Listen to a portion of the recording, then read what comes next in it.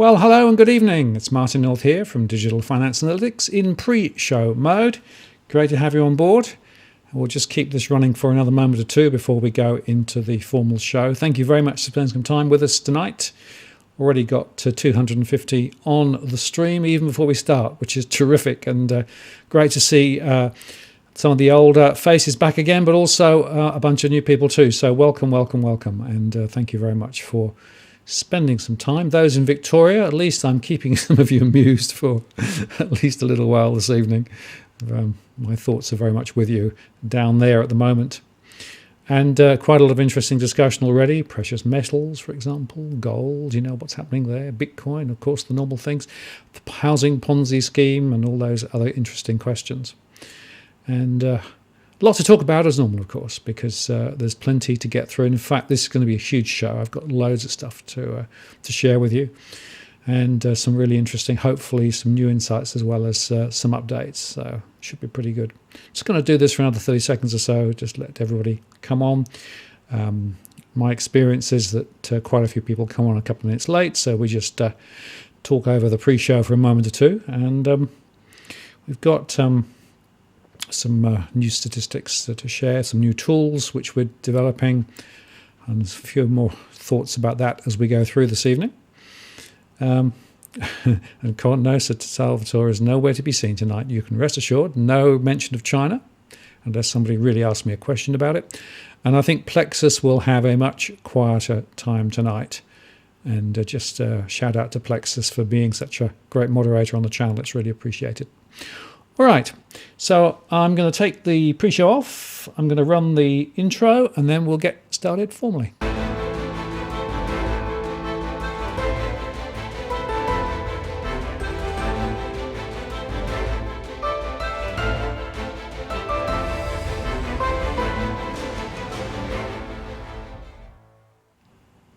Well, good evening and welcome to the Digital Finance Analytics live stream event for the 18th of August 2020. I'm Martin North from Digital Finance Analytics. Great to have you on the show tonight. Thanks very much for taking some of your time out of your evening. We've got a lot to get through this evening, and pleased to say we've got a good number already on. New names, some old names as well. Old in terms of length of time, in terms of visiting DFA, nothing about age. Just to be clear. So there's a lot to share tonight. So without further ado, we might begin to move the conversation forward. And I'm just going to start with my normal introductions in terms of what we're going to do today. So we'll just do this introduction, the house rules, our models, some key slides, questions and answers, and then we'll sign off. This will probably run for about an hour and a half, give or take. Plenty of questions I think will come out. I've got some questions from beforehand if we need to get to them as well. And just in terms of house rules, as always, I have to say this isn't financial advice. I'm not qualified to give it. I don't know your individual circumstances. It's my general opinion and analysis and all the things that I do, but it's not tailored to anybody specifically, so don't take it as financial advice. Go see a financial advisor if you need specific advice. Please do play nice in the chat room. No racial slurs. Stream is being moderated. Plexus does a great job. Thanks, Plexus. And this is at the 18th of August 2020. I guess if you're watching this a few years later, you'll know whether I was right, whether I was wrong. We'll see. Please use @Walk the World if you want to get my attention. There's always plenty of stuff going on the chat, and I encourage it in terms of some of the cross-current conversations. That's perfectly fine. But if you want to get my attention, use @Walk the World. I have enabled Super Chat, which does two things. Firstly, if you want to make sure that your question goes to the top of the list, you can use Super Chat. And it's also a way of just making a donation to support DFA. DFA is a not-for-profit in a way. We're not designed to make money off what we do, but we do have costs that need to be covered, and that helps to cover some of the costs and allows me to build more content and spend more time sharing my thoughts with a greater audience. So that's what this is all about. Now, just in terms of my model, as always, for those who are new, this is not just opinion. This is based on good research, based on our 52,000 household surveys. We run those continuously, 1,000 new a week, and we pull in information from theirs, from other sources too, into our core market model. And the core market model is essentially our main analytic engine. And that then feeds all our various industry reports. It feeds our blog. It feeds the YouTube channel and also client engagements as well. And the point to make about this is all based on first level research. And that's quite important to understand because we get information in on a Tuesday each week for the previous week, so it's always very up to date. And we can slice and dice the data all sorts of ways, as I've explained many times before. It's a Rubik cube. You can manipulate it and pull the information out a few different ways, and we quite often do that. And our core market model essentially allows us then to move forward and think about some of the scenarios too. And the scenarios essentially are a way of trying to explain how we see the market moving ahead, 3 years out, up to 3 years out. And those scenarios do change from time to time.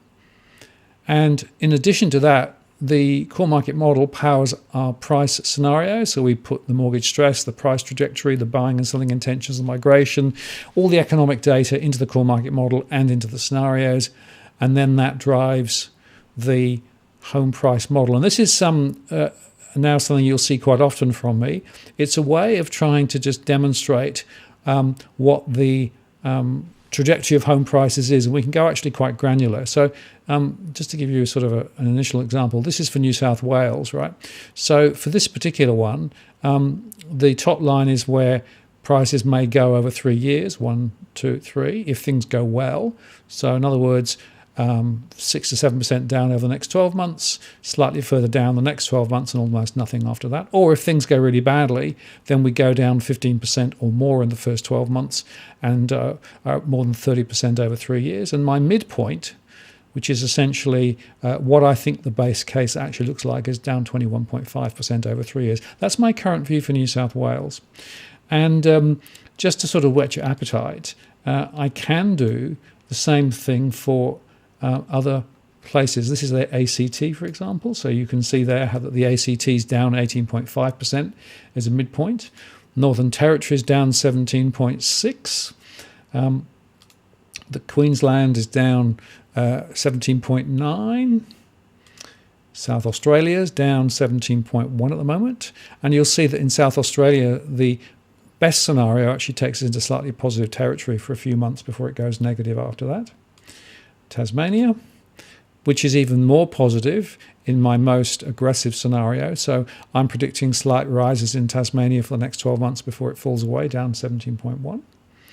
And then we can go to Victoria, which is looking quite a lot sicker, down 23.5, and down 10% as a best case now in Victoria, and falling the second year as well. And we can even look at WA, which then gives us 18.9%. So, not too bad if things go really well, but not so good if things go less well, of course. And Australia-wide is 20.4% is my mid case over 36 months now. And that varies, of course, between the low case and the high case. But the point I wanted to make was I now have the ability to go into every postcode and produce a similar trajectory. So here's a couple of ACT examples. You can see how they move around. And we can actually go to any postcode in the country. So here's one, let's say Bondi Beach in New South Wales, down 26.2. That's a pretty significant fall there in my midpoint.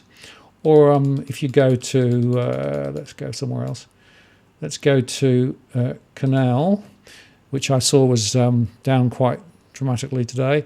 Down 23.3% is my prediction over 3 years. We can go into other states too. Here's a Queensland one. Let's go to that one there. Don't quite know which part of Queensland that's in, at 4744, but there's a 15% mid-place fall. And if we go to another state, let's go to South Australia. How about Happy Valley in South Australia? Again, possibility in a good scenario of price rises for the next few months, but my mid case is a little less positive and therefore negative, down 16.2%. And we can go into other states too. Tasmania, Old Beach. Again, interesting, a little bit of a positivity there if the scenarios are, the best ones. But if my line is right, then slightly down and then down 20%. And then finally to just go to WA. There we are. Cable Beach, WA, down 17.7. I just want to show this to illustrate two things. One is we actually do think about the whole country, not just New South Wales and Victoria. And secondly, there's plenty of information available. And I use this now in conjunction with my other research when I'm actually talking to individual households. And I'll come back to that a bit later when I discuss some more. So let me just go back to the slideshow, which is that one there. Now, just in terms of other things before I get into the detail, RBA minutes. The minutes today didn't tell us anything new because we'd already got a lot of information out from earlier on. But essentially, they're saying the economy is going through a difficult period. Government support programs will be required. The recovery is likely to be slower than earlier expected with COVID-19 outbreaks in Victoria. And they talked about their three scenarios, which I've covered on earlier posts. So I'm not going to cover that again.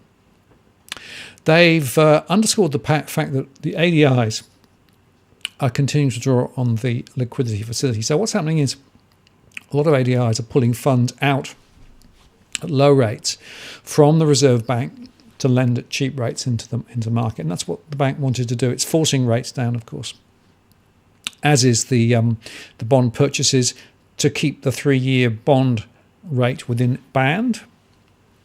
And also the bank's going to purchase Australian government bonds in the secondary market from the 5th of August 2020 as necessary to keep the rates in the bath they want. Now, yesterday I discussed at some length the consequences and implications of what the RBA was talking about, so I'm not going to go over that again, but they just underscored that. And they basically said they're happy with the measures that are there, but they can review them, and so no chance of rates going higher in any short term. So that's that. Now, Westpac, we should go and have a quick look at Westpac, because Westpac actually announced today that they were not going to pay a dividend. And that, of course, is partly in response to what APRA was asking the banks to consider. CBA, of course, paid a reduced dividend in their results recently. But essentially, they've said that whilst the earnings was actually up quite a lot, the margins were compressed, asset deterioration is well underway, and the 90-day delinquencies were up 55 basis points, and we'll come on to that in a second in more detail. Deferral packages, there are still quite a few people with mortgage payments being deferred, and whilst their balance sheet is relatively strong at 10.8 in CET1 ratio terms, they decided that it would be appropriate to withdraw dividends. Now, that's very different from other banks, right? So particularly CBA. So I'm fascinated by how CBA and Westpac are managing this crisis very differently, because basically CBA is saying, it's nothing much to see, it's going to all go right. I think Westpac's closer to the wind in terms of understanding what's going on.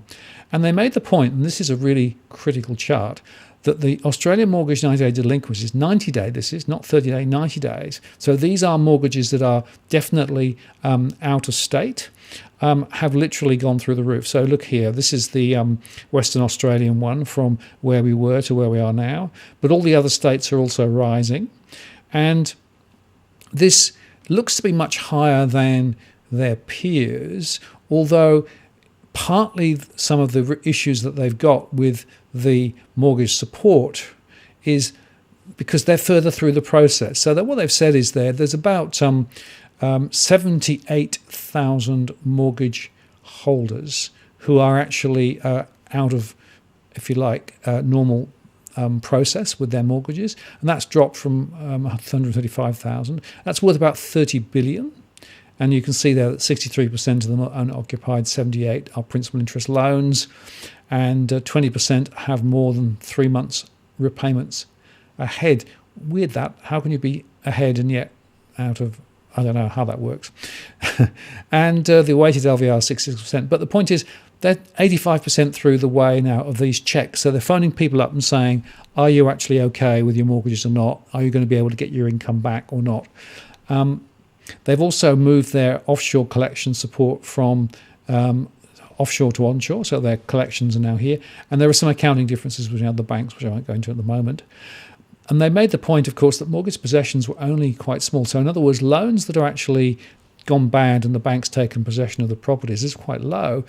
But the point here is that this conversation with borrowers is very much going to be about whether they are able in the next few months to be able to get normalised on their accounts or not. And if they're not, then essentially the bank's going to have to say, well, maybe we should think about helping you to sell the property. And Ross McEwen last Friday at NAB said, if there are people in financial difficulty, now's a good time to think about selling. I think that's quite an important message. He, of course, Ross, came from the UK and so from the Royal Bank of Scotland and was through the 2007, 8, 9 crisis. So he's aware of what happens in a crisis. Okay, now some other interesting data. So ANZ released some high-frequency data today saying that although the containment of COVID-19 outside of Victoria has been largely successful, overall high-frequency data shows the recovery around Australia is regressing after slowing in late June. In other words, things are going off the boil, not just in Victoria, but in other states too. That's consistent with my data, as I'll show in a second. Now, Roy Morgan did say, whoa, whoopee, things are a little firmer. And this is the headlines that made the news tonight about household confidence is, stronger than it was previously. Well, yeah, but just look, it's stronger on a very low base, right? Gained 2.4% over the last week, coming after 7 straight weeks of decline. And in fact, all the sub-indices gained pretty much. Current finances, current economic conditions, time to house buy a household item gained. Inflation expectations were stable. The point, though, of course, is this is just very, very, very marginal movement. And the sub-indices gained with the exception of current finances. Current finances went against the overall trend with a fall of 1.9%. In other words, people's current financial situation has deteriorated even from last week, according to this survey. And that's pretty much consistent with what I'm seeing. So look, the news, of course, was full of the peak, the rise, everything's perfect. No, it's not perfect at all. It's just slightly less negative than previously. Now, SQM released their data on auctions, and just to reiterate that there's lots of rhubarb being written about auction clearance rates and how everything's back to normal. I think the SQM approach to auction clearances is the most accurate. So you can see there that Sydney's at 48%, Melbourne's at 47% on a very low volume, and Brisbane and Perth very low, of course very small numbers. Hobart 100% auction clearance rate because they had one auction. So it just shows you that you've got to be careful with these numbers. You can easily get effectively sort of steered off in the wrong direction. So don't be misled by what the newspapers are saying about high auction clearance rates and how everything's wonderful. It's not true. And just another not true. So the CoreLogic Mortgage Index that's come out again shows that the volume of mortgages being written is down across the board, other than in WA. WA was very slightly up, 0.5%, but everybody else was down. And the forward index is also down. So I don't think we're going to see much of a bounce in lending and mortgage origination over the next few months. And that means there's probably going to be more negativity to home prices, as we'll discuss later. And just another example, this is one from Cookie Boy that he sent out today. 143 Park Avenue in Ashfield, New South Wales, 2131, advertised at 1.23. That's the advertised price. Typical, of course, the settlement price will be lower than the advertised price.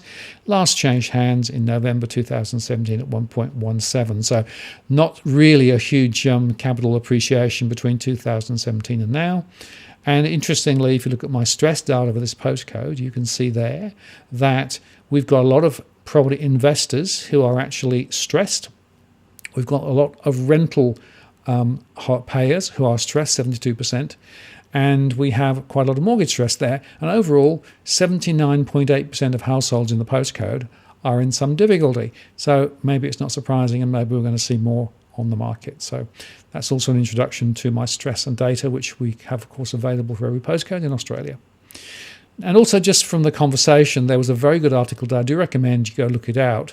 They were looking at long trend housing and construction prices across Australia from 1875 to 2020 pretty much. And they highlighted the fact that until quite recently, there was pretty much a sort of a correlation between construction costs and house prices. But then it took off in the 60s. And in contrast, real Australian prices have soared 215% since 1980.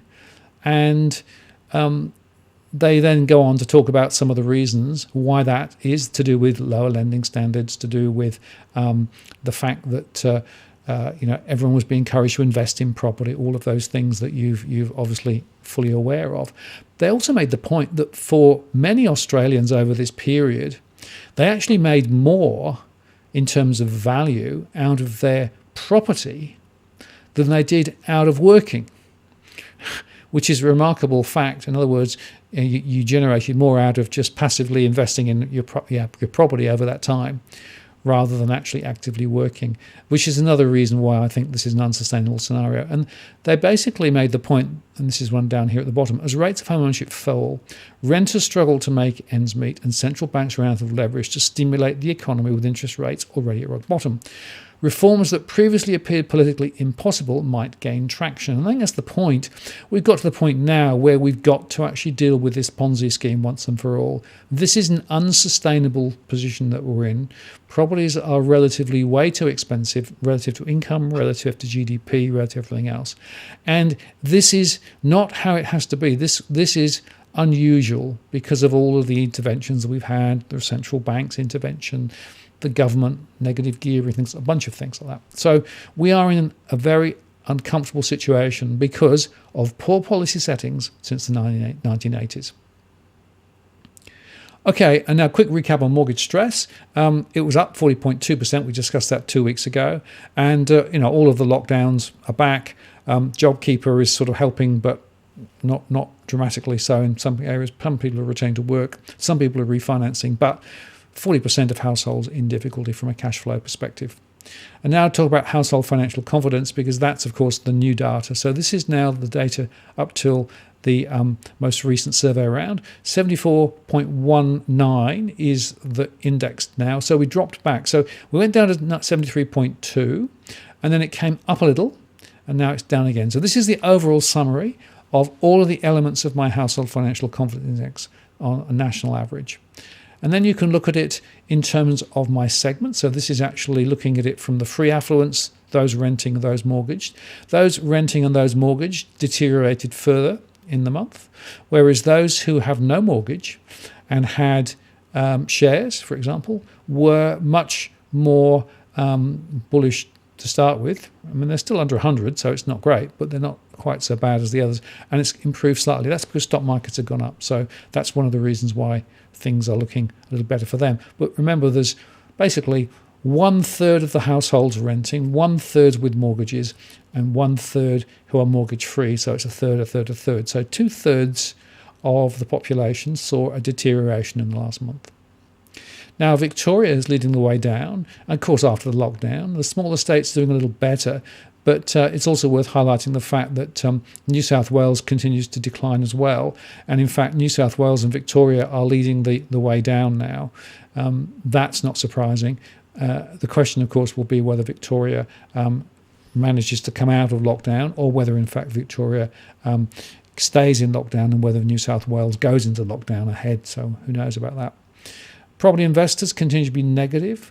The owner-occupied borrowers are also getting more twitchy as well. You can see that here in terms of the numbers. In fact, pretty much everybody, even those renting, property owner-occupied active, property active owner-occupiers are there.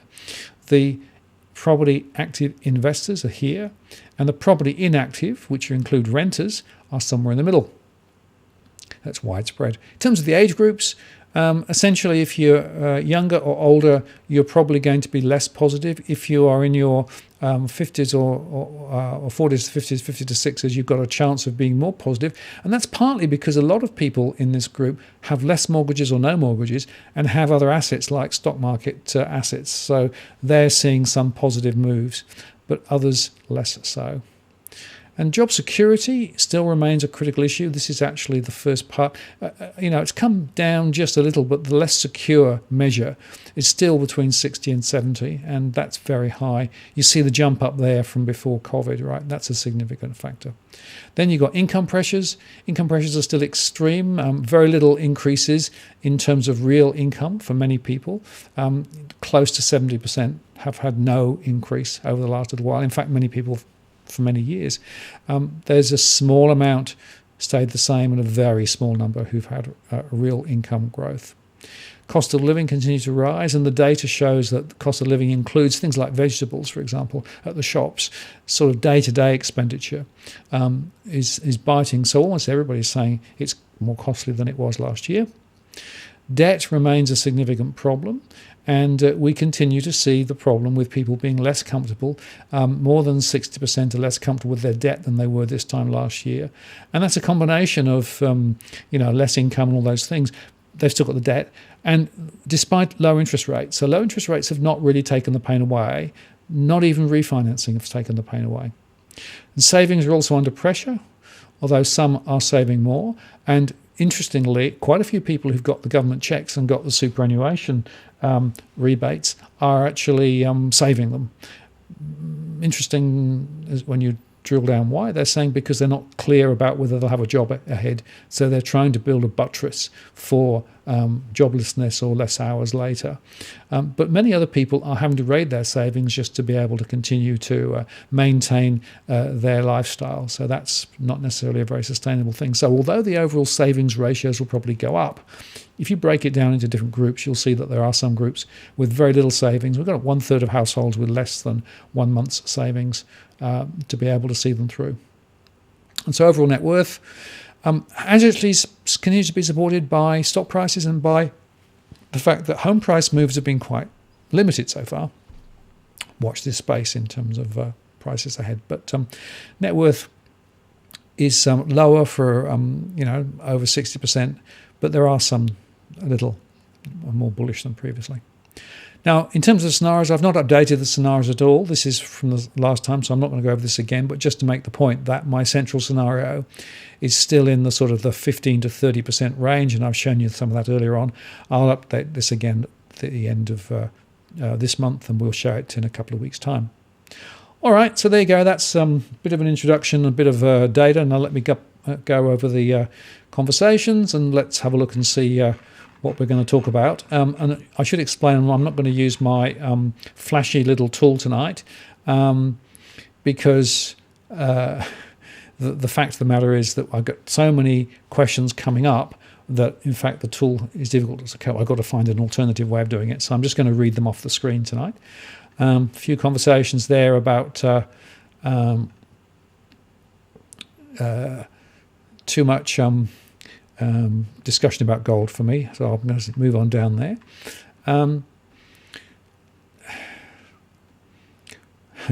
So Yogi Bear asked, how much money does the government need to inject to counteract the falls?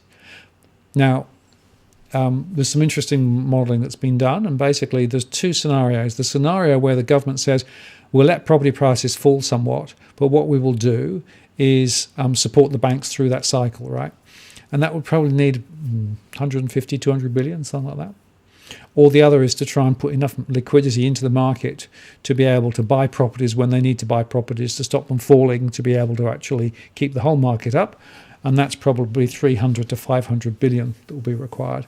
So bearing in mind that the total debt in Australia is looking at around 850 billion, that's the total.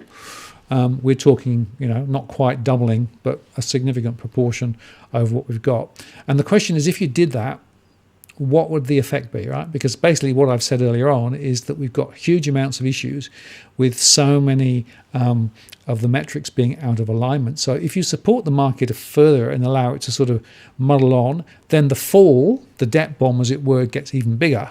And then you've got to deal with it. So the question becomes, what's the most elegant way to deal with a need to adjust the markets down? And that's why I'm more of the view that the banks are likely to be supported by the government via the RBA and directly if they get into difficulty, but it's unlikely that they will try and save the whole of the market. On the other hand, they will probably do things with the home builder and other elements too to try and support it for a period of time and try and muddle through. But we'll see. And of course, there's an election ahead, right? So in a way, my other point would be some people will say, well, try and support it up to the election and then let it fall when Labour gets in and, it's their problem. Or others would suggest that they want to try and demonstrate their ability to sort of turn the ship around before the election. I think the former was more likely to be true than the latter, personally. Now, there's a question from Dita saying, how is Tasmania positive if they've locked their borders until December? Well, it's about supply, demand, and, what's going to happen. So in my central scenario, my assumption is that the support from central government will continue for somewhat longer than currently is there. And that will allow more households and more businesses to continue to tick over in this sort of limbo fashion. And that limbo fashion will support home prices in Tasmania for a period. But as the support is removed, as it will be eventually, and by the way, I think the government will have to extend it more than they're currently saying they will, then things will start to tumble away because you're right, the borders are locked, tourism isn't happening. A lot of Tasmania's economy is powered by tourism. So that's why I still believe that there will be falls in Tasmania, but it could be, if that scenario is true, it could be delayed a little bit relative to some other states. And remember, of course, there was a significant run-up just before in Tassie. A lot of people buying property in Tasmania because they were cheap and they could see it rising. A lot of property investors, by the way, doing that too. That's beginning to change now. And in fact, some of the research I'm doing at the moment for a couple of my individual conversations suggests that some parts of Tasmania are already beginning to turn. So we'll see. Now, let's have a look here. What's this one? Murray Bridge 5253. That's from Bronson. Well, okay. Let's put up my postcode data. Let's clear the list. Let me put that one in for you. And while I'm doing that, let me just say that hopefully quite soon I'll be able to tell you about a tool which will be available online where you can do this query for yourself. You don't need me to do it for you. Now, it's not quite there yet. I've been looking at a prototype today, and more about that soon, but there will hopefully be my stress data available for anybody who wants it just by going online. So watch this space for that. I'll certainly be showing that information when I have it. Okay, let's just look at this postcode. Murray Bridge, 8,584 households, 39% in financial stress overall. So that's my top level stress measure. That's rental, owner-occupied, and all other types of housing. Of people with property, people renting, and people investing, so all the households. 2,715 borrowing, 4,406 renting, and there's around 3,300 properties for rent. Number of rental property owners, so these are people living in that particular postcode with investment properties somewhere, not necessarily in the same postcode. 1,300, and then 1,222 in mild mortgage stress, 45%. Now that's higher than the national average, which is at 40.02, as I said earlier on. Risk of default, 2.4%. That's a little bit high, but not too bad. Rental stress, 1,119 at 39%, and investor stress at 31.3%. So that's the overall scenario there. And I can also give you, if I go here, right. So these are my price fall scenario. So in the base case, down 5.6, down 12.5, and down 19.2. In my worst case, down 10.5, down 20.4, and down 31.4. So that data is the one that's feeding that cone-shaped chart that I showed you earlier on. So there you go. That's that particular postcode. Now, what I haven't done is put that up on the board. Hang on, let me just put it up. Sorry, I went through all that without putting it up. My apologies. I'll just go through it again quickly. 8,000, 39% in financial stress, 2,700 borrowing, 4,400 renting, 3,300 properties for rent, 1,300 rental property owners, mild stress 1,222 at 45%, 2.4% defaults, 1,719 in rental stress, 39% in total there, and 31.3% of investors in stress. And just going back to my postcode prices, so the base case down 5.6% over 12 months, down 12.5% over 24 months, and down 19.2 over 36. So that's cumulative, obviously, rather than actually individual movements in the year. So there you go. That's that particular postcode.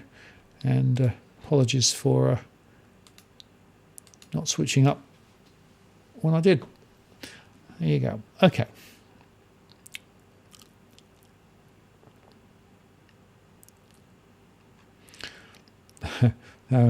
Some conversations about the Gold Coast. Really, there are some areas in the Gold Coast where things are still going well, but there are also other areas where mortgage stress is rising quite firmly. Some of the units there don't look very flash, and some of my analysis from the mortgage stress stuff is also looking pretty negative. So I'm not convinced about the Gold Coast. Okay, now there's a question there. Can I distinguish between Melbourne and regional Victoria, please? And the short answer is not in this model at the moment. I will be able to do that later because I do have the ability to be able to actually stack the data different ways. What I can say, though, is that there are more significant falls in around metropolitan Melbourne than in the regional centres. The falls in the regional centres, however, are being impacted by COVID and the lockdowns.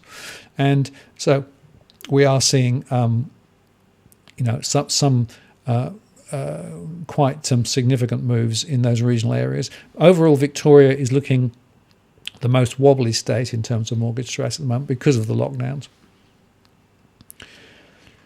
Okay, 2525. This is from John Adams. I wonder if it's the John Adams. It could be, could be. Let me put that one in. Edit the filter. Clear the list. 2525. Okay. 2525. Okay. I'm going to remember. Fig Tree. Yes, it could well be. Could well be, Mr. Adams. He wants to know what his property is worth. Okay. So this is Fig Tree. 4,353 households, down 43.8% of households in financial stress, 1,978 borrowing, 1,135 renting, 843 properties for rent, and the number of rental property owners, 1,368. There are 659 people in mortgage stress. That's 33%, so that's below the national average, although that's still quite high. Almost no defaults, 1.7, that's pretty good. But look at this, rental stress. A lot of people are finding it very difficult to pay the rent in this particular postcode, and that may well be part of the reason why investors are actually looking 25% stress, which is, by the way, 25% is roughly the amount of investor stress that we've seen nationally. Now, if I go to the prices, this is my base case at the moment. So 12% over the next 12 months, 18% over 24 months, and over 36 months, 22. So basically you can see that the significant fall next year, small falls the following 2 years. And that's my base case, right? So, if things move differently, then that's not going to be necessarily what we'll see. But that's the way that it looks at the moment. So I hope that's of some use, Sir John. I don't know whether that's what you thought was going to be happening, but it's, whoops. Let's go back there. There you go. Okay. Let me go back to that one. What else have we got? When should I sell my loft apartment in Melbourne 3000, says Kathleen. Well, I guess the first question is that an investment property or an unoccupied property? The reason I ask is that the highest stress postcode in the country for rental stress is actually 3,000. I might just put the figures up just so you can see them there. Let's put that in now. Clear list, 3,000. Yeah, so Melbourne is very, very interesting. And that's because, of course, there's a lot of people living close in. 22,000 households there, 75% in financial stress, 3,000 are borrowing, 18,000 are renting, and there are 14,000 properties for rent. And there are around 7,000 rental property owners living in the centre of Melbourne. Now, there's very little mortgage stress, which is interesting. There's very little default, but the rental stress is 69.9%. And that's one of the highest in the country. And in fact, the number, 12,900, is pretty much top of the list, as I discussed 2 weeks ago. And because of that, and because investor stress is very high, my belief is that we're going to see significant falls in 3,000. And in fact, this is my base case, 18% over the next 12 months, down 23% over 24 months, and down 26% down 26%, over 36 months. So essentially, my view is that prices are on the way down. They were on the way down before COVID, but COVID has really created the catalyst. Lack of migration, lots of Airbnbs, lots of spare property in the centre of town, very high vacancy rates at the moment, and also rentals are dropping quite dramatically too. So all that together. So you've either got to, I think personally, make a decision about whether you want to move relatively quickly before prices go further, or whether you want to ride it through, because obviously there will be the other side. So at some point we will see the borders reopen, we will see migration coming back, we will see students coming back, and at that point some of those negative indicators for 3,000 and other places too will turn around. The question is, how long will that be, and can you afford to ride it down, and how do you feel about the fact that you might end up with negative equity, or indeed just losing equity depending on when you bought, right? So that's the tricky situation. So I mean, Russ McEwen did say that there will be some people who will be served better by selling sooner, and as Tony LaCantra would say, if you're going to panic first. I think I've done the same again. Did I put it up? Hang on. Let me just show you that slide. I'm not sure whether I put it up. I was too busy thinking about my answer. So the key point there is 69% of people in rental stress and 78% in investor stress. Not necessarily very, very good news, I'm afraid.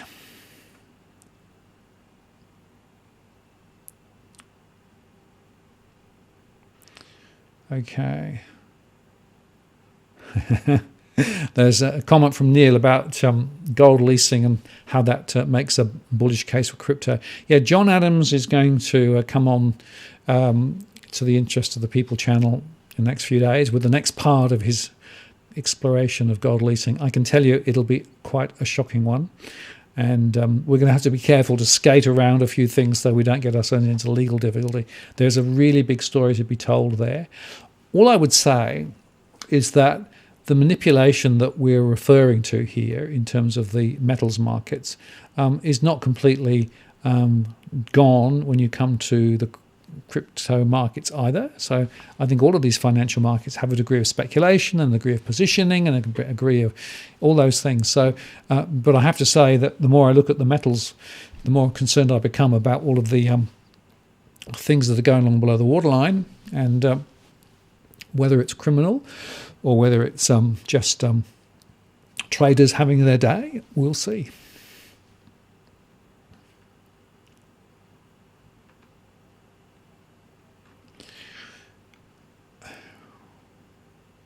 Okay. Nelson Bay, 2315. This is from Rod. Let me put up that. That's quite interesting. 2315, clear list. 2315. I was doing some research earlier on for somebody else on Nelson Bay. Okay, let me put the main camera on so you can see it.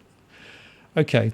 So there are 9,000 households in Nelson Bay, 58% of financial stress, 1,800 borrowing, 5,400 renting, 4,000 properties for rental, 2,400 property owners, investment property owners that is. Mild stress, 1,558. That equates to 85.7%. So the point there is there's a lot of people in mortgage stress, so they've got financial flow issues with regard to their mortgages. We've got a default rate of 2.9%, which is beginning to get into quite high territory. And we've also got rental stress at 57%, and we've got investor stress at 40%. So overall, looks to me as though there are a few early warning signs there. And my scenarios are down 14.4% base over 12 months, down 20.3% over 24 months, and at 36 months, base is down 25. So that's more aggressive falls than some other places I've seen for the reasons that I've described.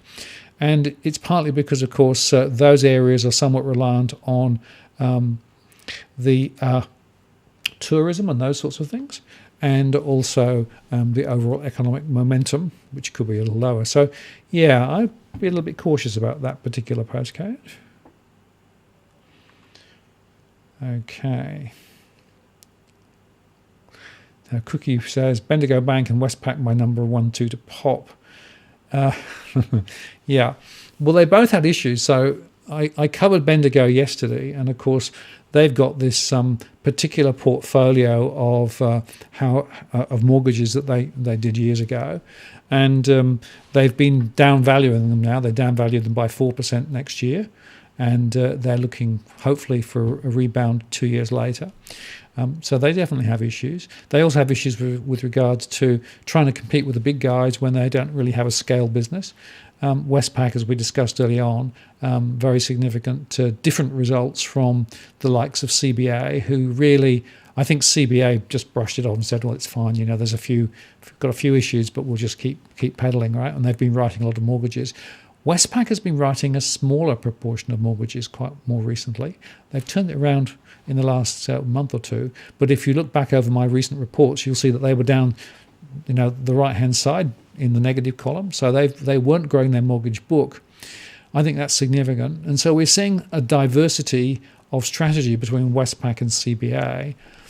I personally think the regionals are the ones caught in the middle, because the big guys can still afford to lend and they can still access funding really cheaply. Some of the smaller guys probably could access funding via the Reserve Bank, but they do have issues with regard to managing their business and all those things. So I'm quite cautious about the regional banks at the moment. And, I'm not sure whether I don't think it's unlikely they'll go pop, as you say. More likely they'll get a hand from the Reserve Bank or a hand from government in some way. I don't know that they'd just be sort of mopped up like Bank West was and CBA, a decade plus ago, simply because of the concentration of banks in Australia, but we'll see. So.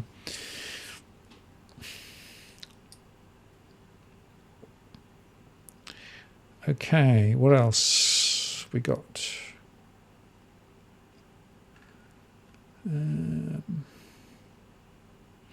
Okay, Mount Hawthorn from Yogi Bear. Mount Hawthorn, 6016. Let's put that one in, shall we? 6016. 6016. Apply. There we go. Okay, let me just pop the screen across so you can see it. All right, Mount Hawthorn, 6016. Got that right? Yeah. 4,400 households, 45% in financial stress. That's on a cash flow basis. 1,900 borrowing, 2,000 renting, 1,500 properties for rent, and 958 property owners who've got investment properties somewhere. Mild stress, 640. Severe stress, so when I say severe stress, these are people with more than a 10% deficit between income and expenditure. So that they are the ones very much caught. 41.2, which is quite high. But look at this default rate, 4.2%. And just to recall the Westpac chart from earlier on, that showed, of course, a significant spike in WA. We are seeing defaults rising in WA. And not only that, but of course, in some places, values have dropped. and are continuing to drop at the moment. So that's a problem. Negative equity is a real issue. So 4.2%, 50% of renters in rental stress, and 25% of investors. So there's reason to think that there's negativity around in that particular postcode. And if I look at the prices, so this is the base case down 7% over the next 12 months. If you go to 24 months, it's down another 7% to 14.6. And if you go down over 3 years, the modelling is saying down 20% over the 3-year period. So more potential falls. Now that's on average, right? But that's still quite significant. And of course, if the high scenario is right, then we're talking up 32%. If the low scenario is right, then we're talking 7% over the 3 years. So that gives you the range. And the question, of course, there is partly, can WA continue perfectly well without the borders opening, or will ultimately the lack of migration and the lack of tourism take its toll on the economy? That's an interesting question. I do know that they've done quite a lot of stimulus with regards to the home builder and with regard to the state stimulus, particularly land packages. And there was a massive spike, of course, once those were announced, and a good number of people piled in. In fact, the average price of a land package went up by $55,000, which was the average of the all the payments that you could get. And now what we're seeing is that that's depressing existing property prices in and around those same areas, because people would prefer to buy new because of the government stimulus. My own view is that's all about stimulating the construction sector. It's very little about helping people to get into the market. And I do worry that people are committing to buy at a particular price, and by the time they get their property in 6, 12 months, whenever it is, prices could have fallen further. So that thing is a double risk. So not necessarily one that I'd recommend people do personally, but people still do it. Cookie Boy says, happy birthday, Cookie Mum, from Cookie Boy. Very good. Thank you for that. Brisbane CBD postcode 4000, says Ian, and thanks for that, Ian. Let me have a look at Brisbane for you. Clear that.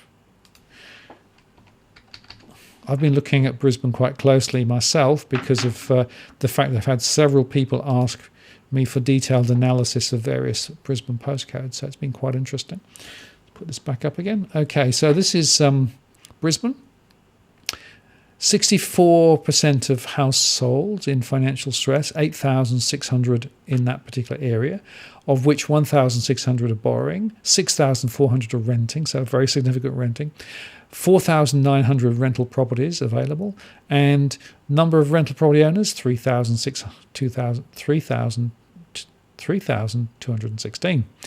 No mortgage stress that I can see. A little bit of default there, 2.3%, but 59% or 3,800 households in rental stress. And that's precisely what I've been seeing. So this is all about a story of rental stress and investor stress. So 68% of property investors in the area are struggling. So this is the Achilles heel of the centre of town. It also cross-correlates quite well to all of the construction of the high-rise and all of the many partly finished buildings that are going up in and around the centre of Brisbane as well. And in my detailed analysis, I teased out units versus houses because there's some fundamental difference. There aren't that many houses in the centre of town. There are a few, but a lot of apartments, of course, and lots of units. And a lot of the pressure is on units.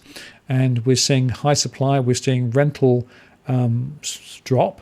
We're seeing more come on stream, and we're seeing a whole bunch of negative indicators. So I'm quite negative about prices in Brisbane CBD. Now, if I look at the pricing signals, I'm saying the base case is down 7.3 over 12 months, down 14.2 over 24 months, and down 19.2 over 36 months. So enough to know that there's an issue. Of course, if things go really badly, and then we're talking 32% down over 3 years, which is pretty disastrous. Incidentally, I should say that generally in my modelling, what I find is that unit prices tend to slide faster and further relative to house prices. In other words, houses on a block tend to hold their value slightly more. So when I do my more detailed analysis, I tend to tease those two out and look at the differences. I haven't done this in this current piece of modelling here, just because the modelling gets too complicated to do it on the fly.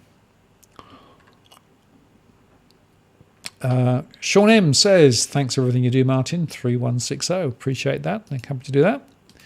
3160. 3160. Okay, let's do that there. Okay, so we're talking Belgrave and Tacoma. No, I haven't heard of Tacoma before. I wonder where that is. I must look that up later, see where it is.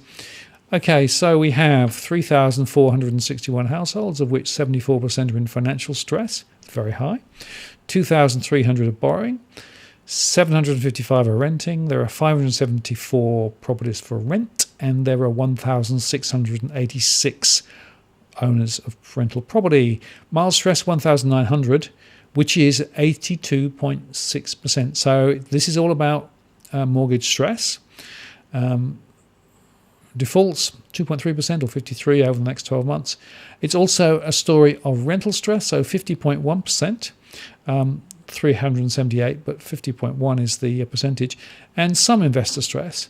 But really, this is a mortgage stress story. So there are many people will have bought in.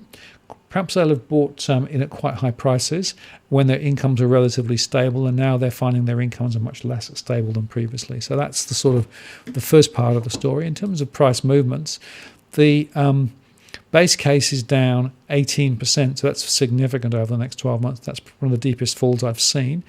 Down to 23% over 2 years, and down 26.2 over 3 years. Now that, of course, is predicated on all the assumptions I made earlier on about the COVID continuing to rage and the fact that the borders aren't open, migration continues to be a problem. And there is some government stimulus, but it's not necessarily as generous as perhaps some would like to see. So that's sort of the base scenario. So looks to me as though that could be a rather troublesome postcode, and I wouldn't be surprised to see significant price slides there later. Okay. What else have we got?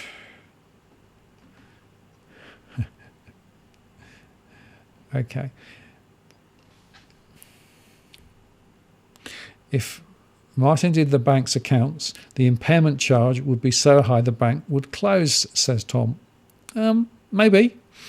Or maybe I'm just being hyper-realistic about what's going on. Remember that this is stress, right? I just want to highlight the point that stress is not the same as defaults, right? Default rates are much lower. And not every default ends up ultimately being written off, right? There's a fundamental set of processes that you go through. You try and manage the particular situation. So many people are now in the bank's, hospital ward, as it were, being helped to try and manage their situation, maybe looking to restructure their finance, maybe looking to, find a way to sell the property to be able to repay the mortgage. So don't think of stress and default as precisely the same. But stress is an early indicator, right? It's an indicator of what happens 2 or 3 years later. So the reason this is important is because there's a lag, and typically the lag's 3 to 4 years between when things go wrong and when the property price sort of disaster sort of hits the max. If you look at the US, if you look at the UK, it was several years after the global financial crisis that the property drop reached its peak and all the defaults reached their peak. That's because people try to continue to pay their mortgages. They continue to cut back and try and manage things as best they can. But as Ross McEwen said, and I'll say it again, sometimes it pays to sell early if you've got a real issue, because the longer you leave it, the more it is difficult to unwind. And unless there's an intention of a V and a recovery, and I think almost nobody is now suggesting we're going to be in a V-shaped recovery, not the Reserve Bank, not even CBA. CBA said it's going to be U-shaped, and most people are saying it's going to be 18 months to 2 years with the following wind if we get some relief from the virus, one way or the other. So that's why I don't think necessarily that the stress should be directly correlated to write-offs and provisions, those sorts of things, right? And of course, the banks have been putting more provisions in place. The question is, are they providing enough? We won't know until later, of course, but Westpac is definitely putting a bit more against it relative to CBA at the moment, and NAB didn't do a lot more this time around. So my own view is that the banks are still coming to terms with just how big the risk pool is, and maybe we'll get away with it. Maybe people who are in stress will get out of stress again, if they get better incomes, if they find another job. But the trouble I've got is that I think unemployment will be above 10% at the end of this year, and it will be 7% in 2 years' time, so it will down a little bit, but not a lot. And remember, we had unemployment at just over 5% before this all started. And also remember that there's going to be very little wage rise. The other thing that people, of course, got away with in the 2000s was very significant wage rises. So they got big mortgages, but the wage rises supported those mortgages, and people could continue to pay them. Not seeing that now. We're seeing, if anything, mortgages being very big, but incomes flat, maybe even falling in real terms. So, and then you've got structural unemployment.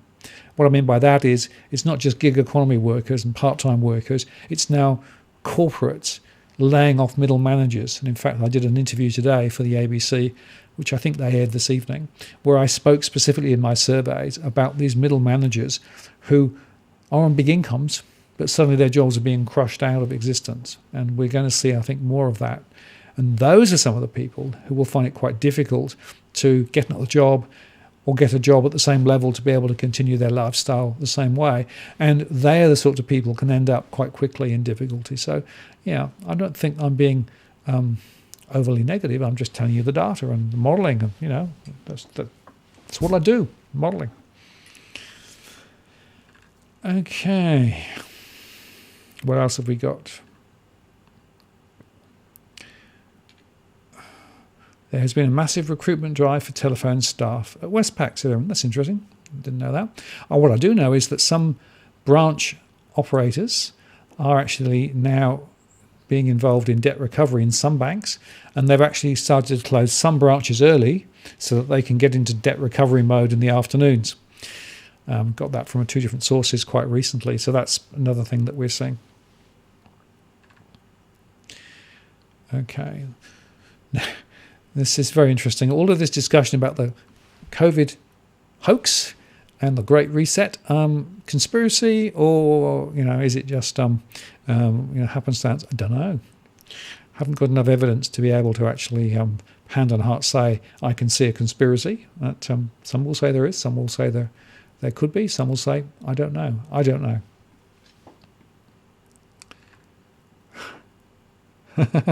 Otto says, seems to me the ANZ confidence meter was trending higher the whole time the Titanic stern was lifting higher out of the water after hitting the iceberg. I love the analogy.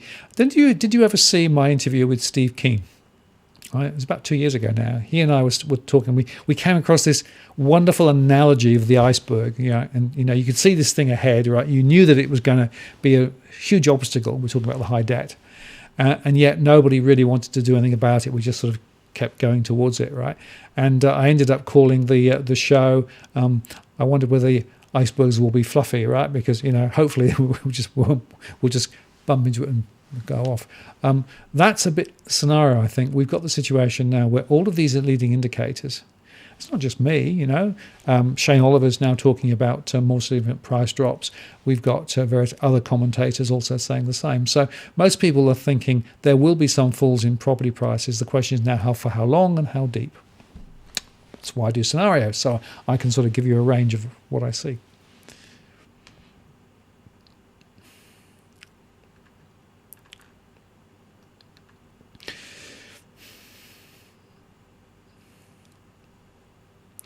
Cookie Boy makes the point, of course, and it's a very important one. Don't forget to add stamp duty and agents' commissions fees. And that is a point, of course, that when you transact, there are carry costs, and that can actually knock out a significant proportion of any profit you might make, or, if you're thinking of selling now compared with in the future. Those carry costs are very important. Now, there was some debate from the Reserve Bank about maybe stamp duty should be, abolished. The question is, if stamp duty is abolished, how will the states pay for some of the things that they currently fund through stamp duty? Big question. Nobody's been prepared to answer that question, so I'm a bit sceptical of this whole thing at the moment. I think it's going to ground on for a lot longer. Okay, what else have we got? Tom says, do I do a survey on stocks too? No, I don't. I don't really do the same sort of analysis on stocks. I don't, because the thing about these surveys is it's sort of surveying households, of course. So I'm asking households about their financial profile. I'm asking them about what their attitude is. I'm asking them about whether they'd like to buy or whether they like to sell, all those things, and that goes into my models. So it's all data driven. I don't do the same on stocks, and I don't really. I do look at stocks from time to time, obviously, but I don't do the same detailed analysis. Okay. What else have we got?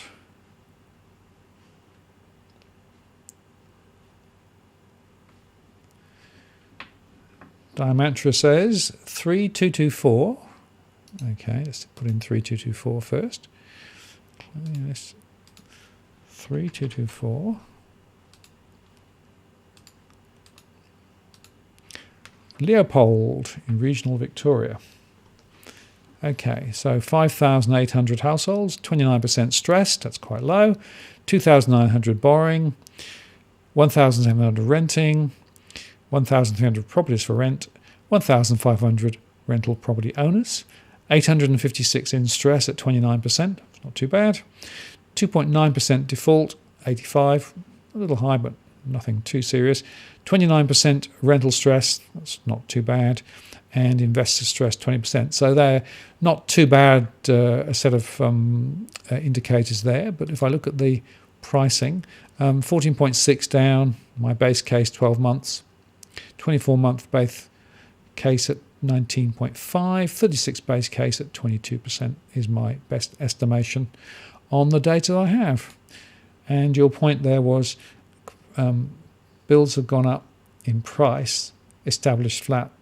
Yeah, I wonder whether that's also to do with the home builder and all those sorts of things. The home and land package situation is really interesting. I was talking to somebody today about this because they were looking at sort of trying to compare and contrast existing property in a postcode with home and land packages, and they were sort of curious as to why home and land packages were so much more expensive relative to existing property. And I made the point that, well, when you buy a home land package, it's like buying a new car at the garage, right? You drive it out and you immediately lose value. And that's what happens. Plus the fact that with all the home builder incentives, there's been an incentive for developers to lift the price of the land package. So we've seen significant price increases, interestingly. And so those two combinations just create a disparity between existing and new, to the point where I think it's unlikely that many people who've bought into some of the new property will ever see a return. My own view is better to buy the bigger place down the road that might be slightly older on a bigger land block, and you've probably got more chance of enjoying that and seeing more value in the long term. But people make decisions. People like new. I like the smell of new shiny stuff, so I can understand that. Okay, what else have we got? Victoria is not getting out of lockdown for months, says Sally. Well, yeah, it's difficult to know, isn't it? If we assume that the other states won't unlock their borders until there are no cases, which sort of is how they're positioning at the moment, it will be a long slow. Maybe they'll be able to ease back a little bit within Victoria, but the chances of the borders being fully established in the next 6 months or so, I would have thought is quite low. To say nothing of the international borders, which of course will remain locked down for much longer than that. And even the idea of the Trans-Tasman bubble is probably now at risk, given the fact that they've got issues in Auckland. This thing is going to go on, unfortunately, and that means that some of the economic damage will be quite considerable in the long term. I think a lot of the economic damage has been done. It's interesting, of course, in the UK, they just came out and said there's going to be a significant bounce back in GDP compared with last quarter, but the fact is that a huge drop and then a bit of a bounce back looks good, but it's still a lot lower than it was. And of course, the forecasting here from the Reserve Bank is that GDP will be lower in 2 years' time than it was before we started this. So the economic consequences of all this going on and the continued lockdowns, I think, is very significant.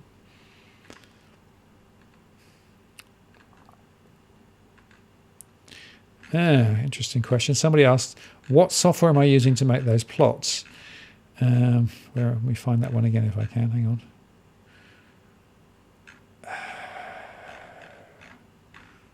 There you go. I can't find I just read it. So the particular plots that I'm using when I use the graphs is actually just Excel. I use some MS SQL for the core database, and then I've got Tableau is this thing, which is giving me all the immediate queries. But the charting in Tableau is very weak. I don't find it particularly powerful when it comes to actually creating charts. So I tend to then put it back into Excel because I can manipulate that. It's not great, but it works all right. And I like the sort of the style of the Excel. So that's the way I do it. All right, let me just go down to see what's here. Okay. Mantra Beats says, COVID, is it worth the economic damage or is it a conspiracy?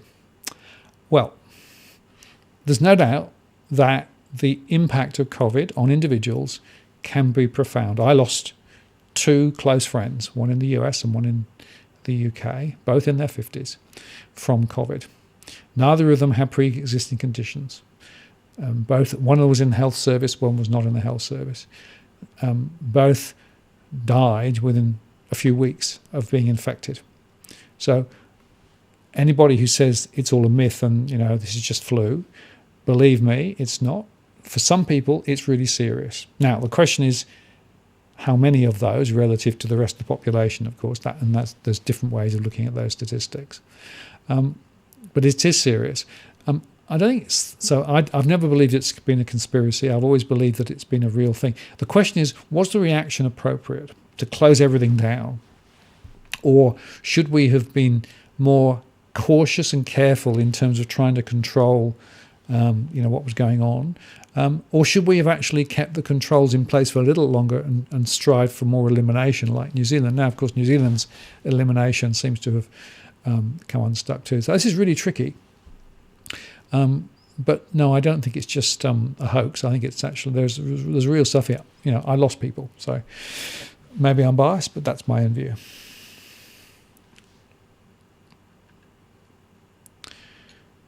Okay. What else have we got? 4573 says Patrick. Sure. Let's do that, shall we?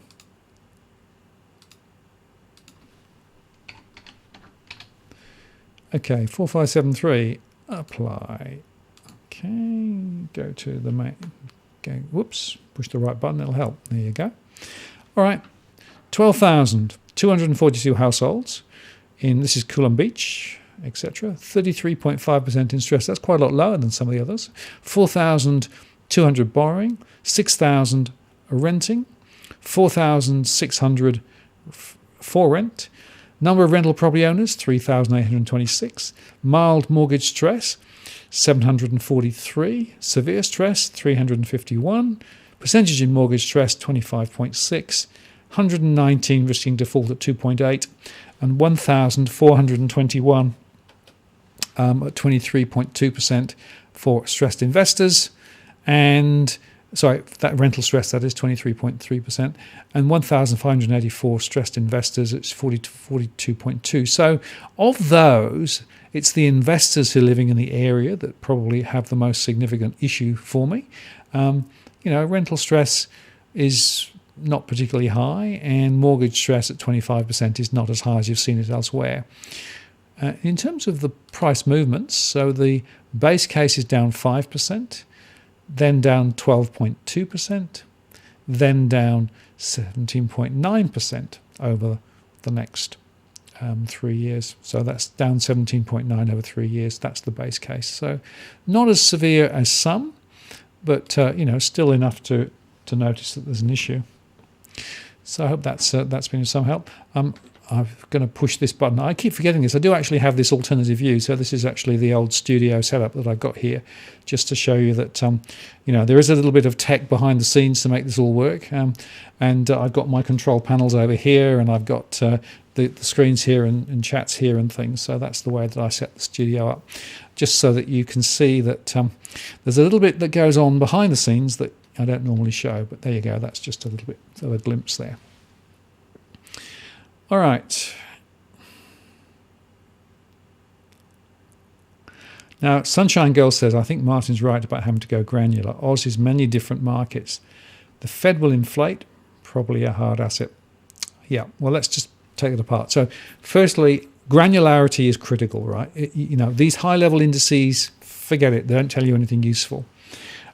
They're spooked. They're being spooked by the media. They're being spooked by the real estate sector.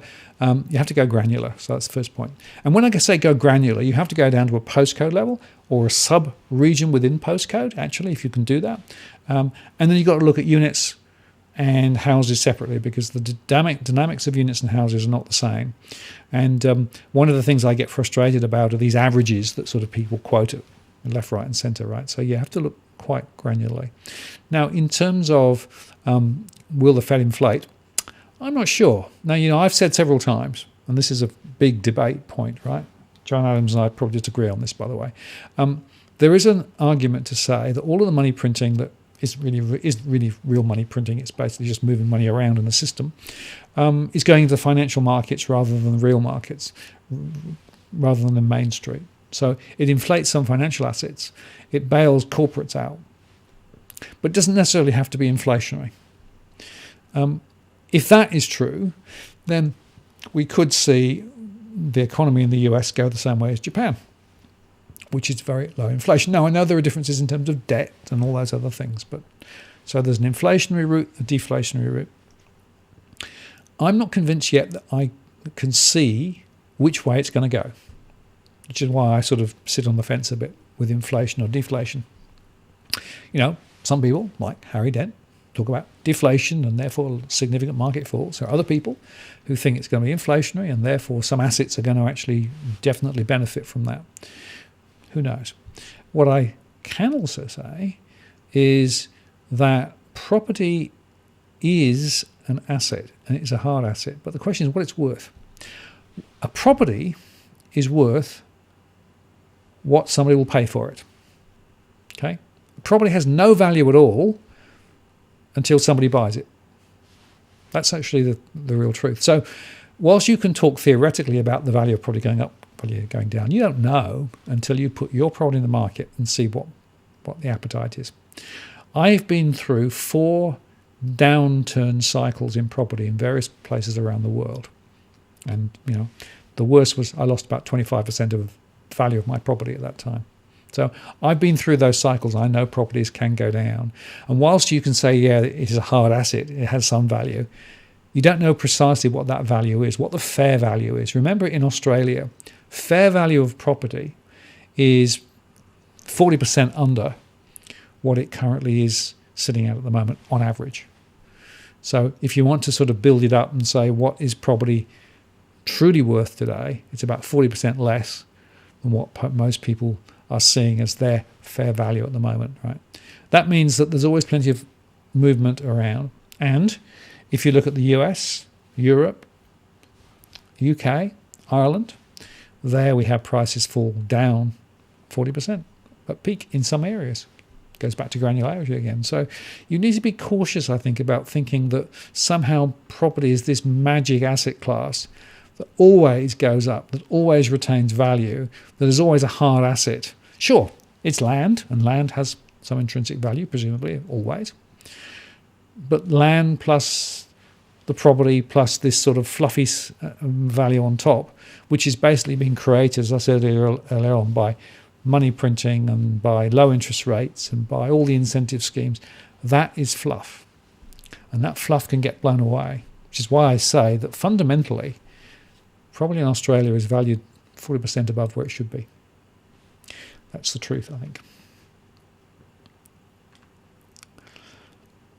Ray says, why not try MS Power BI? If I had nothing else to do, I'd probably teach myself another new set of tools, but I'm a little bit under the pump, so I just get by with what I got, frankly, generally. Although I do have some help to build this app. So the version of what you're seeing today, which I've got in Tableau, we're going to be able to put online and make it a bit more flash and those things, so people can get some data directly out of the system rather than having to ask me to do it all the time, which will be good. So I can hopefully share some more data for more people so that we can actually go on and focus on things.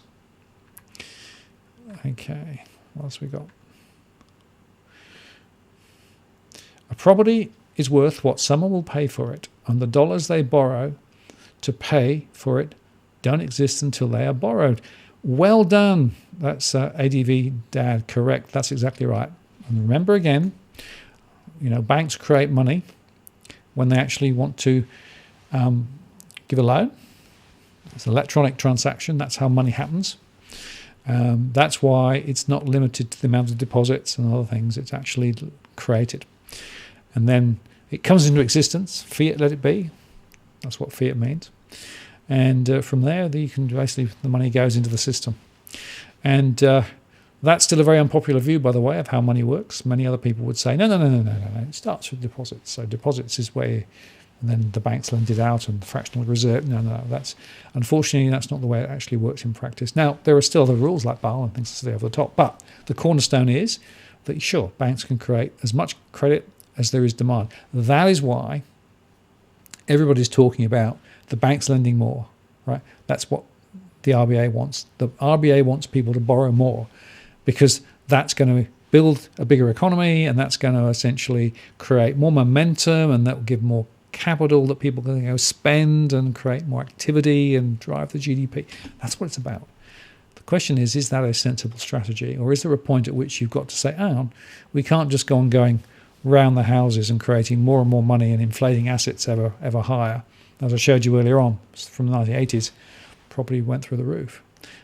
Do we need a different route? My own view is we need to come back to a more fundamental view of how property works within the economy, spend less of our effort and money and time on investing in property and investing more in productive investments for businesses who are crying out for investments in Australia.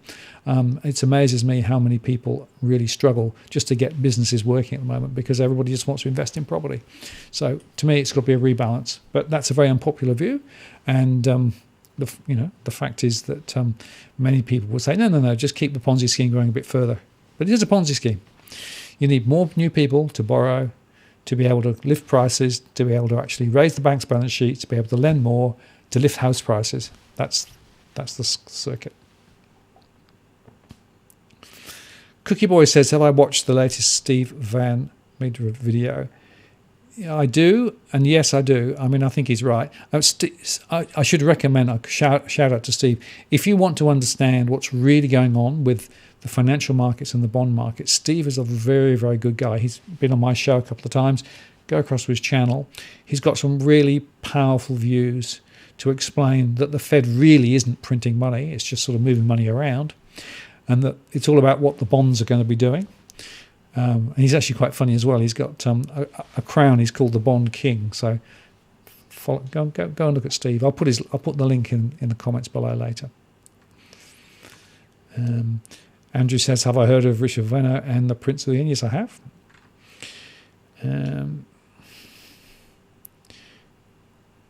Can't see why can see why, this is from Rise, can see why the Big Short guys went for the Big Short in 2008.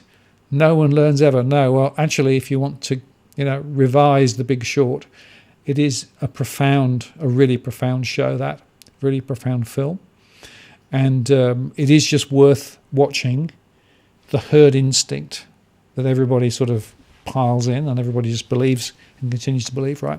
And ultimately, it becomes one of confidence, and it becomes one of trajectory. If all the lemmings go in that direction, then that's the direction that everybody heads in. Doesn't mean it's right. So the Big Short got a big tick from me. Thanks, Cookie Boy. Yeah, Steve was indeed a great catch, and he and I will be doing some more shows. He bet me that we will be talking with him again within a month or so about bonds. I think that's probably right. So thanks for that.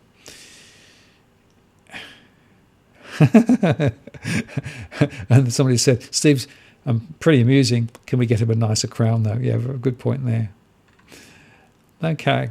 Thanks, Plexus. Great. Well done.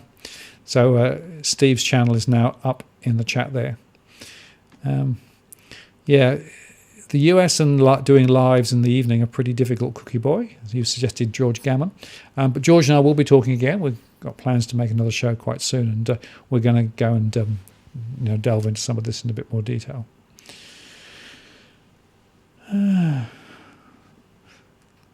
Dylan says, can you speak to the number of surveys a week? Yep. Okay, so the way it works, this is the way that DFA does its surveys. I use a big research firm to make the phone calls. It's a phone-based survey. It's an omnibus. And they have an obligation to give me back 1,000 answers to my questionnaire every week, 1,000 a week, statistically optimized to the ABS census. All right. So it's a 0.5% sample overall because I have 52,000 in my sample at any one time. And it is checked against age, demographics, geography to make sure that it is in line with the census. So that's how we keep it in line. So we don't make any statistical adjustments to the data. The raw data coming in is like a mini census every week. That's how it works. And it's been pretty resilient over the last 20 years or so. I started in 2002, so it's nearly 20 years since I've been doing these surveys. And we started with half the sample size, so 500 a week. And then a few years ago went up to 1,000 a week to give us the 0.5% sample. So that's the way it works. And we cover the whole of Australia, and we can match it back to the census distribution by age, by geography, by demographics. And that gives us a reasonable length, sort of degree of confidence. The other way we can do it is we can total up what the total model says in terms of mortgages, what's the total mortgage outstanding. If you then gross it up based on the 0.5% sample, it's within 2% of the total RBA figures for mortgages in Australia. So we know that the lending figures work as well.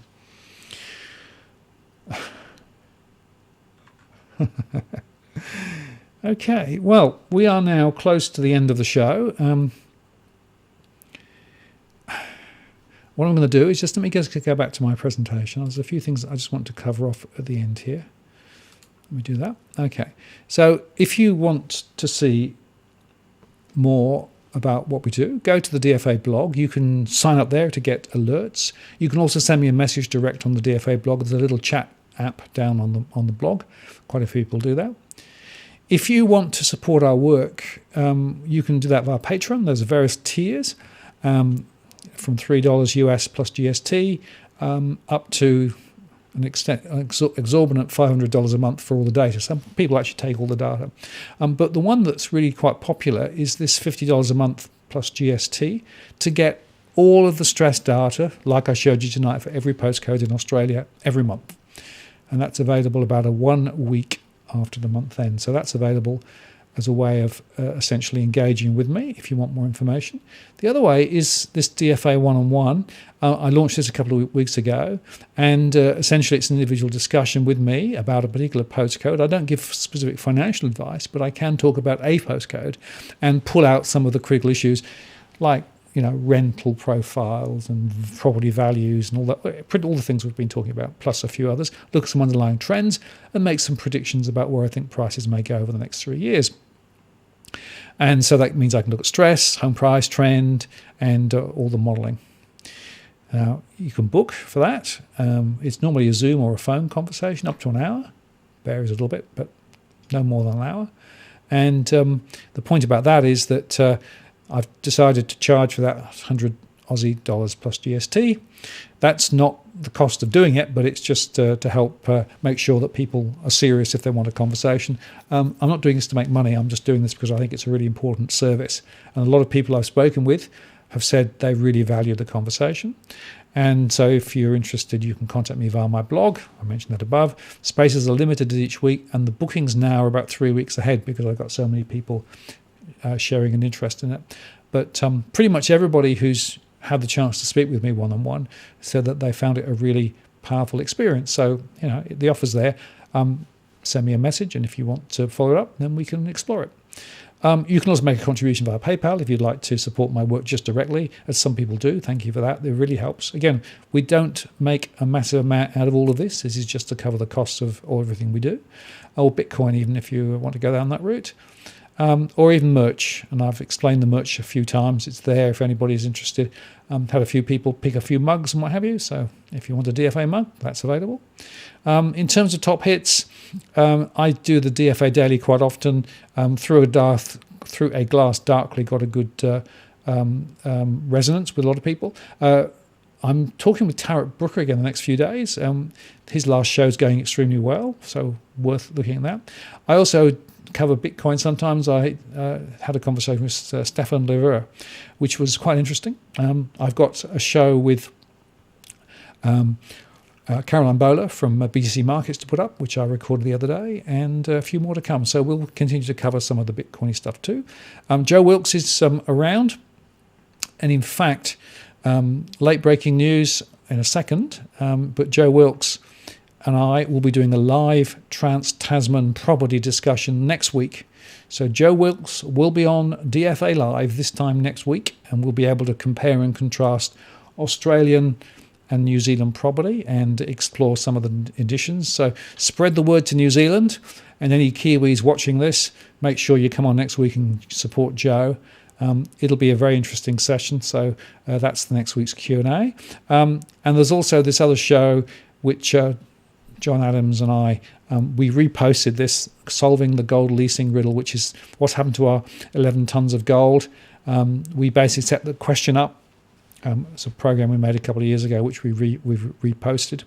But in a week or so, maybe less now, we'll do a part 2 and give some answers to that. So that's just something else we're doing. As I say, Joe Wilkes is on next week. The following week, then the following week, I'll be doing the update to the scenarios and all the new stress stuff. The week after that, Tony LaCantra will be back on again, and we'll have a chat with him. And then a couple of weeks after that, I've got Chris Bates, the mortgage broker, coming on to have a live chat about property then. So that's sort of the guests that I know about. There are some other ones probably coming as well. So a few other things going on. Okay, so there we are, 9:31. We've once again hit the buffers.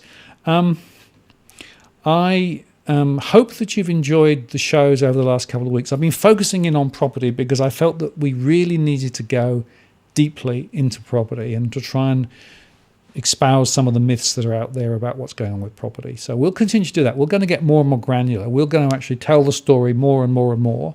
And what I hope to do is to use some of the one-on-one conversations to be able to enrich some of the things that I do more broadly, without, of course, in any way referring it into specific confidential conversations. Everything I say one-on-one is completely confidential, but some of the trends that are coming out are really interesting, so I hope to do a show on that a little bit later.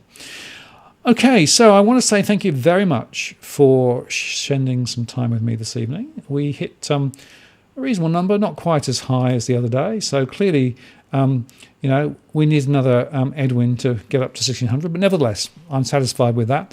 Thank you very much for sharing this evening with me. I hope you found it useful. Please do share and like the post.